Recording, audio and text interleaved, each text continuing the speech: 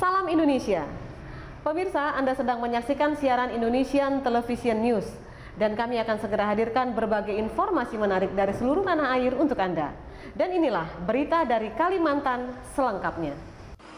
Puluhan massa dari kelompok pemerhati kinerja aparatur pemerintah dan Parlemen Kalimantan Selatan mendatangi kantor KPU Banjar menuntut semua komisioner untuk mundur dari jabatan karena diduga melanggar kode etik penyelenggara pemilu. Di bawah pengawalan aparat gabungan TNI, Polri, dan Satpol PP, massa yang berasal dari kelompok pemerhati kinerja aparatur pemerintah dan Parlemen Kalimantan Selatan mendatangi kantor KPU Banjar di Komplek Antasari Martapura guna menyampaikan tuntutan agar semua komisioner KPU Banjar mundur dari jabatannya. Ya, jadi pada hari ini kami Pak adanya keputusan dari FK kemarin Kabupaten Banjar. Nah, kalau seandainya Pak kuncinya di tangan BIN bertahan, ini adalah merupakan amanah dan setiap tahun jutaan orang datang ke kota. 30.000 kah? 50.000 kah? Kalau kita kada peduli, kawan. Kota yang religi, kota yang dibanggakan. Bahwa telah terjadi kecurangan, telah terjadi manipulasi persidangan.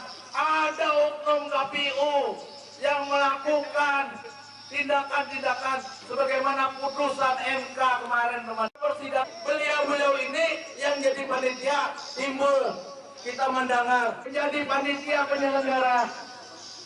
Apakah ada jaminan tidak ada meminta supaya KPU KPU Banjar dinilai tidak netral dan berlaku curang melakukan penggelembungan suara untuk paslon tertentu pada Pilkada tahun 2020 lalu. Dugaan itu dikuatkan dengan adanya putusan Mahkamah Konstitusi yang memerintahkan pemungutan suara ulang di 5 kecamatan di Kabupaten Banjar untuk pemilihan gubernur, wakil gubernur Kalimantan Selatan. Koordinator aksi Aliansah mengatakan ada kecurangan manipulasi dan penggelembungan suara yang melibatkan komisioner KPU Banjar. Dan perbuatan ini dinilai mencederai demokrasi di bumi Serambi Mekah.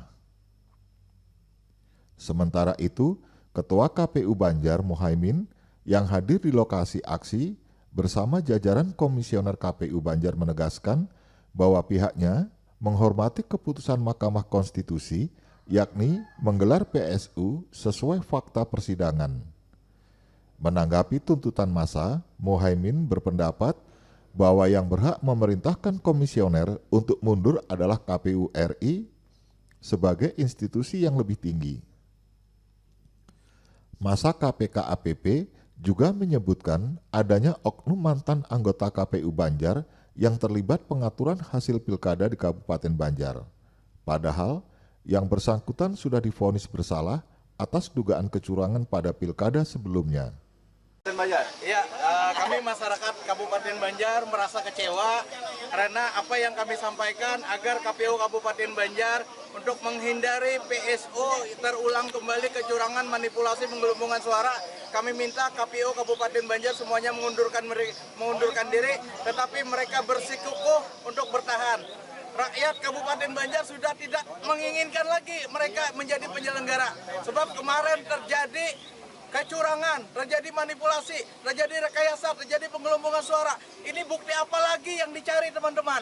Ini menandakan bahwa ada niat ingin mengulang apa yang terjadi kemarin.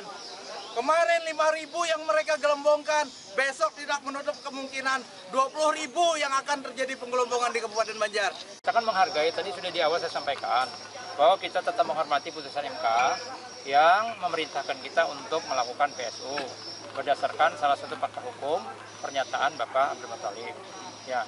Dan Pak Abdul Muthalib sendiri pun ya merasa bahwa itu bukan nama beliau, bukan tanda tangan beliau, dan beliau sudah melakukan upaya hukum ke Polda Kalimantan Selatan. Jadi kita hargai proses itu, sudah berjalan. Nah, ya. Ketua menerima aspirasi itu artinya menerima mundur atau gimana Ketua? Menerima aspirasi kan kita melihat apa yang disampaikan tentang pernyataan-pernyataan tadi. Kalau masalah mundur itu ada atasan kami yang akan memerintahkan mundur. Kami diangkat oleh atasan dan pasti atasan bila memang kami salah tanpa permintaan publik pun pasti kami akan didimisi. Dari Kalimantan Selatan Kabupaten Banjar, Ramadan melaporkan. Pemirsa, berita tadi sekaligus mengakhiri perjumpaan kita dalam Indonesian Television News edisi hari ini. Kami berharap Anda dapat menekan tombol subscribe untuk mendapatkan informasi dan berita menarik lainnya dari channel Indonesian Television News. Saya Novi Balga dan seluruh kerabat kerja yang bertugas undur diri. Sampai jumpa dan salam Indonesia.